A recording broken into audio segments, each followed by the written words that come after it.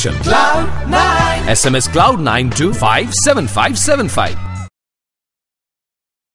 Break के बाद एक बार फिर से आप सभी का स्वागत है आपके अपने कार्यक्रम भक्ति के रंग कलश के संग में।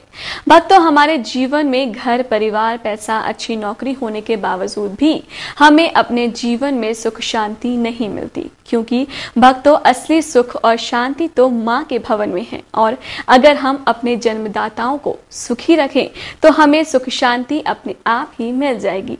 तो आइए भक्तों, सुख शांति और समृद्धि प्राप्त करने के लिए चलते हैं प्रभु की शरण में।